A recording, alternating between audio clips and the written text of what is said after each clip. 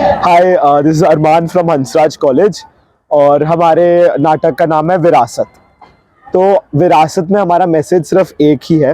We talk about the familial generation gap and how it leads to a generational breakdown.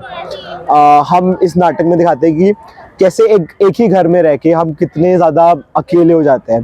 कितने वो कहते हैं ना कि एक ही छत में रह के कहीं ना कहीं हम एक दूसरे से बहुत खफा हो जाते हैं, साथ होके भी साथ नहीं है। और द थिंग्स दैट बेसिकली से कि अलग होते हैं, how two generations that exist in the same house are very different from each other yet they exist in a relationship. हम ये मैसेज पहुंचाने की कोशिश करते हैं हमारी ऑडियंस तक कि बिफोर अ फादर और अ सन और अ डॉटर और अ मदर, कहीं ना कहीं हम सब एक इंडिविजुअल्स हैं और कहीं ना कहीं हमारे अंदर हमारे खुद के डिज़ायर्स, खुद के ओपिनियंस और खुद की सोच है। और कहीं ना कहीं जब ये जनरेशन गैप एक relationship of a father and a son में एग्जिस्ट करता है ना, तो मानो एक बेटा और एक बाप या फिर whatever two relationships of two different generations, उनके ओपिनियंस, थॉट प्रोसेसेस बहुत डिफरेंट है।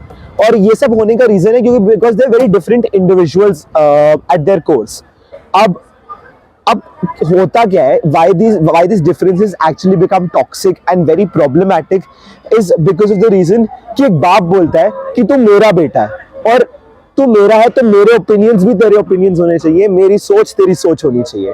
और बेटा ये सोचता है कि आप मेरे बाप हो, मेरा जो ओपिनियन है वो आपको उसे सपोर्ट करना चाहिए, आपको मेरे लिए खड़ा रहना चाहिए, नो मैटर व्हाट, चाहे तो आपका ओपिनियन हो या ना। हम कहीं ना कहीं इस रिश्तों की डोर में बंध जाते हैं और कहीं ना कहीं भूल जाते हैं कि we as different individuals we must try and understand the other person and understand किस माइंडसेट से शायद दूसरा बंदा आ रहा है। शायद वो जनरेशन में वो चीज़ें नहीं है, शायद उन्होंने वो चीज़ें नहीं देखी। अगर मैं स्ट्रगल की बात करूँ, एक सेफ गवर्नमेंट जॉब्स जो बहुत सारे पेरेंट्स और वो वाली जनरेशन बोलती है कि you should go for a safe job, you should go for for a government job, stability basically उसके लिए एम करते हैं, कहते हैं एक ऐसी जॉब लो जो तुम्हें सेफ रखे।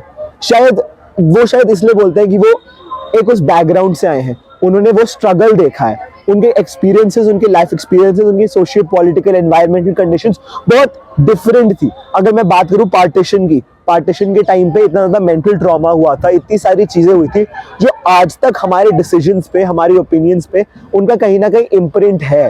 तो अगर I will say that my grandfather is somebody who's crossed the border at the time of the partition. He'll have that feeling of insecurity or not feeling safe or being away from his home.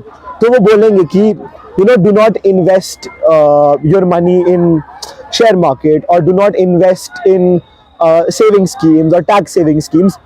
एक घर खरीदो।